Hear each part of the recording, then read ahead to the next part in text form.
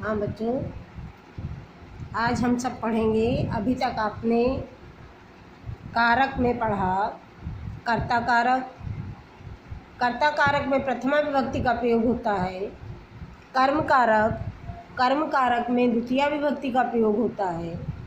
करण कारक, करण कारक में तृतीया विभक्ति का प्रयोग किया जाता है। कर्ता कारक का चिन्ह होता है ने, कर्म कारक का चिन्ह होता है को और करण कारक का चिन्ह होता है से या के द्वारा। आज हम सब पढ़ेंगे संप्रदान कारक। संप्रदान कारक, संप्रदान कारक में चतुर्थी विभक्ति। संप्रदान कारक में चतुर्थी विभक्ति का प्रयोग किया जाता है। अत्यंत,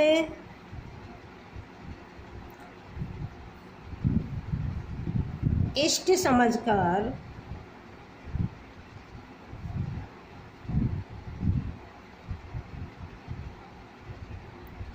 जिसको कोई वस्तु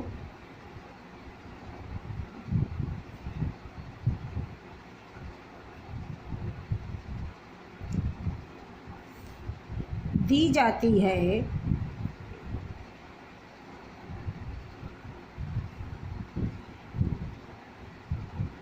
या जिसके लिए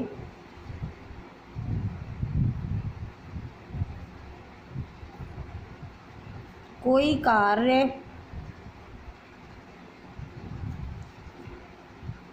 किया जाता है,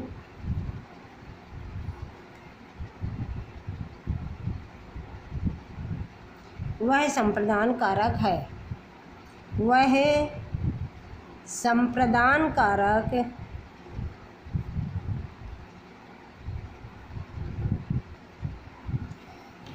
अत्यंत इष्ट समझकर, इष्ट माने सबसे अधिक अच्छा लगने वाला, जिसको हम बहुत अधिक चाहते हैं, ऐसा समझ करके जिसको हम कोई वस्तु देते हैं या जिसके लिए कोई कार्य किया जाता है, वहाँ पर संप्रदान कारक होता है।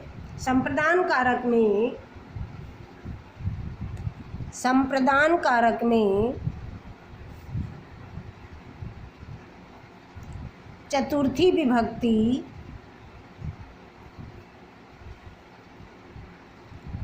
का प्रयोग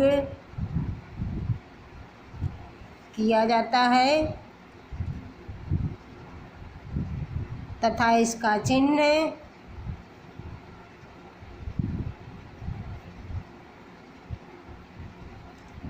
के लिए है। को अथवा के लिए, को भी होता है, के लिए है। जैसे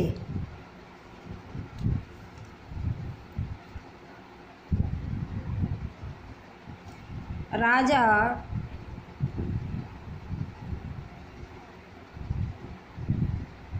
ब्राह्मण को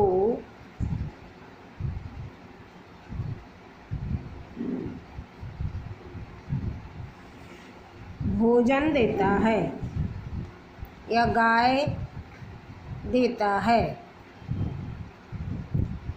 इस वाक्य में देखो, राजा ब्राह्मण को गाय देता है, यहाँ को चिन्ह है। या को चिन्ह जब किसी को कोई वस्तु दी जाती है तो हमारा संप्रदान कारक चतुर्थी विभक्ति होती है।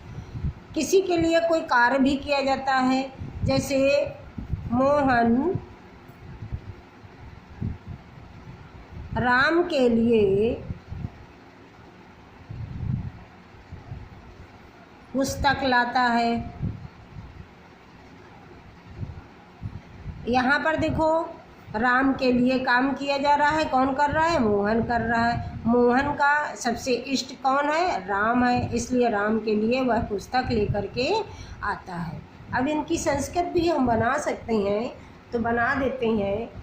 राजा की संस्कृत होती है नृपः, और ब्राह्मण की होती है विप्र,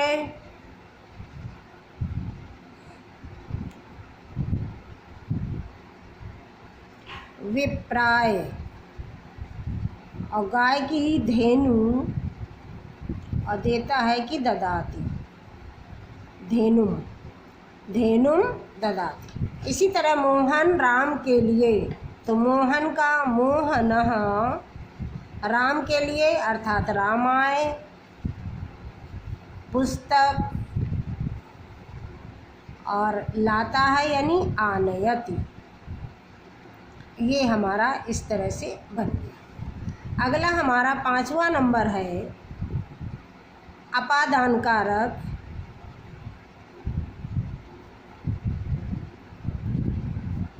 और इसमें पंचमी विभक्ति का प्रयोग किया जाता है।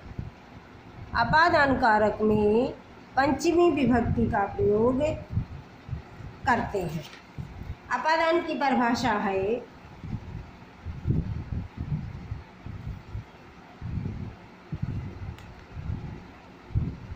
जिस स्थान से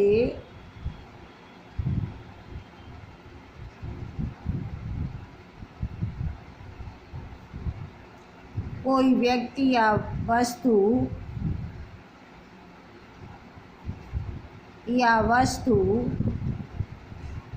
पृथक होती है। पृथक माने अलग, पृथक माने अलग, पृथक होती है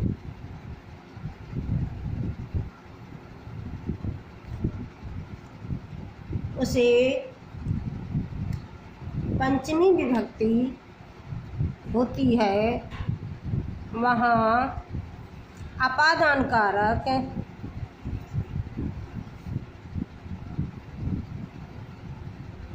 होता है। अपादान में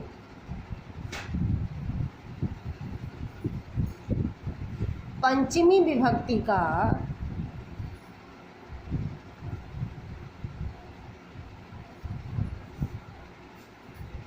प्रयोग किया जाता है। इसका चिन्ह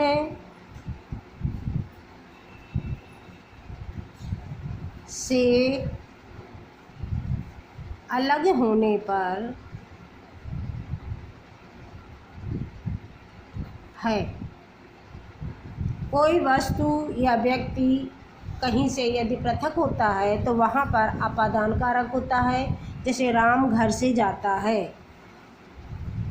वृक्ष से पत्ता गिरता है। राम घर से जाता है तो राम घर से अलग हो रहा है, इसलिए जहाँ से अलग होता है उसी में हम अपादान कारक कहते हैं और उसी में पंचमी विभक्ति का प्रयोग किया जाता है। जैसे वृक्ष से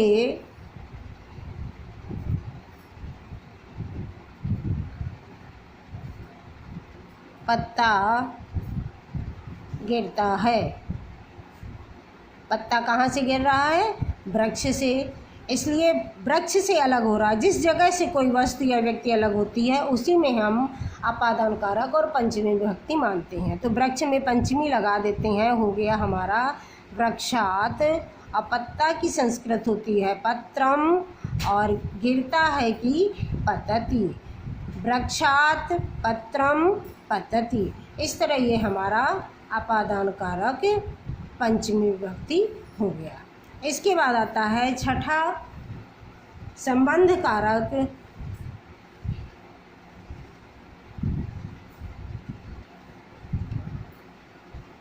षष्ठी विभक्ति। संबंध कारक में षष्ठी विभक्ति का प्रयोग किया जाता है।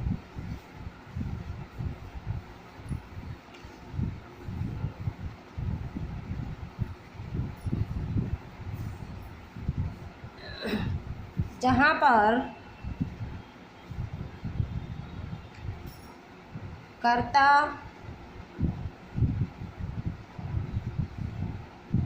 का किसी व्यक्ति या वस्तु से संबंध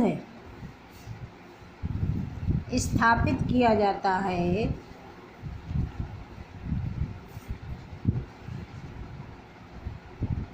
वहाँ संबंध कारक होता है।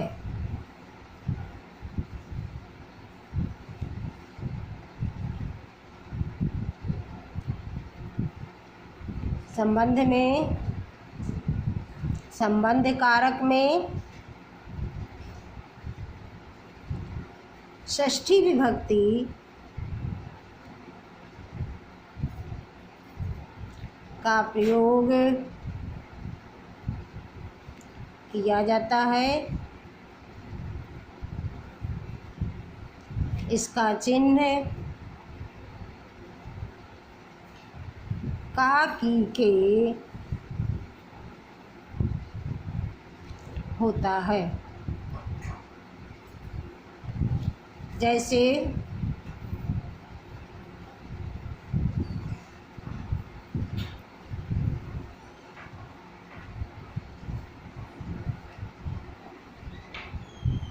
राम दशरथ के पुत्र थे। यहाँ पर संबंध दिखाया गया है। राम किसके पुत्र थे?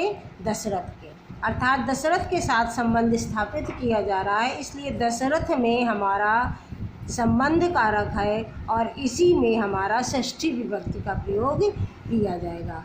तो राम की रामः और दशरथ में जब षष्ठी लगाएंगे तो बन जाएगा दशरथस्य,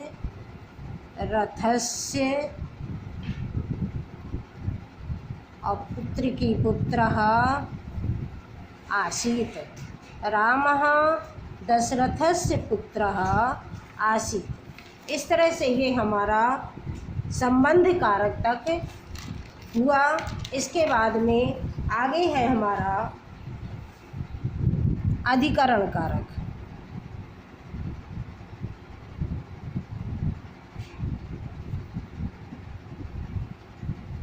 इसमें होती है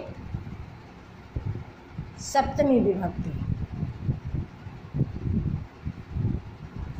अधिकरण कारक में सप्तमी विभक्ति का प्रयोग किया जाता है। इसकी परिभाषा होती है कि जिस वस्तु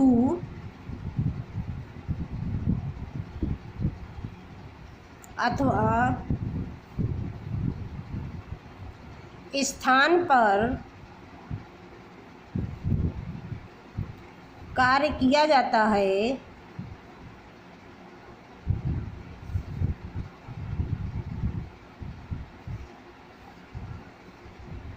उस आधार में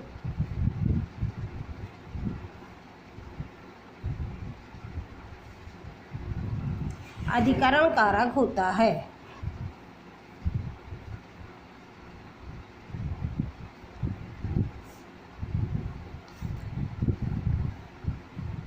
अधिकरण में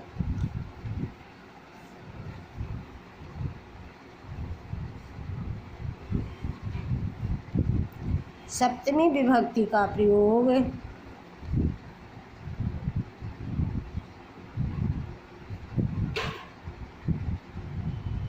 किया जाता है।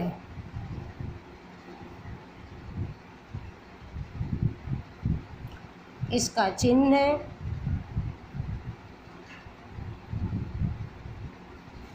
में या पर है। इसका चिन्ह में या पर है।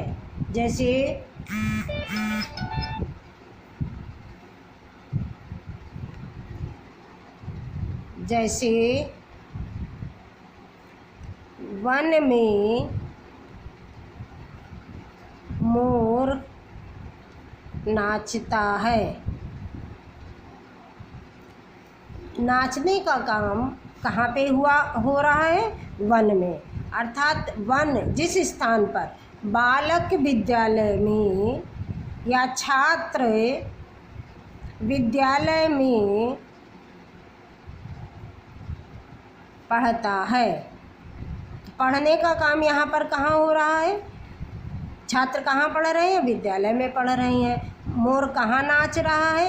वन में नाच रहा है। तो जिस स्थान पर किसी भी कार्य को पूर्ण किया जाता है उस स्थान पर अधिकरण कारक होता है और उसी में हमारी सप्तमी विभक्ति का प्रयोग किया जाता है।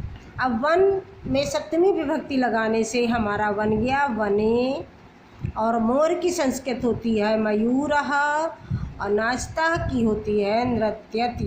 वने मयूरः नृत्यति। अब यहाँ पर छात्र विद्यालय में पढ़ता है, छात्र की छात्रः विद्यालय में, अर्थात जैसे वने बना इसी तरह विद्यालय का बन जाएगा विद्यालये, और पढ़ता है कि पठति। चूँकि एक ही छात्र पढ़ रहा है, अगर यहाँ पर बहुत से छात्र होते तो इसमें पठन्ति हो जाता। छात्राः विद्यालये पठन्ति। विद्यालय एक ही है किंतु छात्र यदि अधिक होते तो क्रिया भी बहुवचन की हो जाती। इसके बाद हमारा आता है संबोधन। संबोधन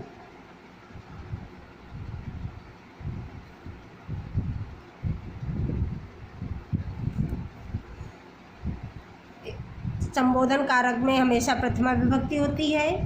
इसका नियम क्या है कि जिसे पुकारा जाता है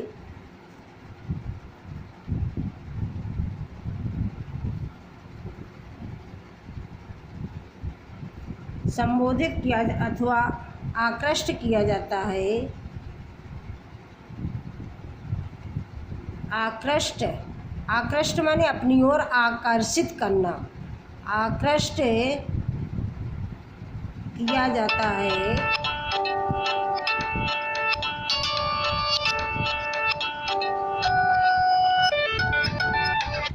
आकृष्ट किया जाता है वहाँ वह संबोधन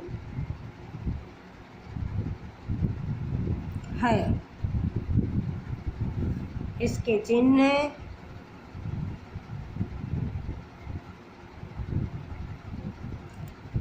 चिन्ह हे भो अरे इत्यादि हैं। हे भो अरे इत्यादि हैं। जैसे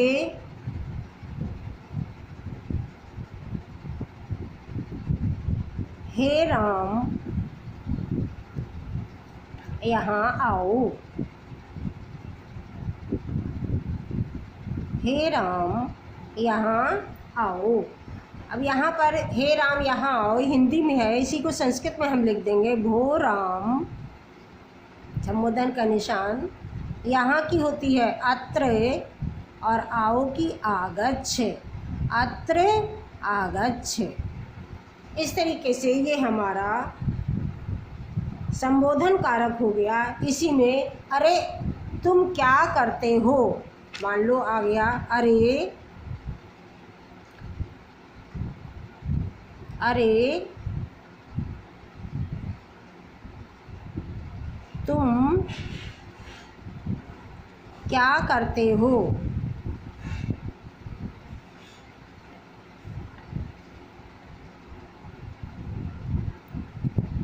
अरे तुम की त्वम, क्या की किम, और करते हो तुम है इसलिए करोषि। अरे तुम किम करोषि, संबोधन लगा देंगे। इस तरीके से ये हमारा संबोधन कारक हो गया। यहाँ हमारे कारक समाप्त हुए। आगे आपको अगले टर्न में अभ्यास कार्य दिया जाएगा। धन्यवाद।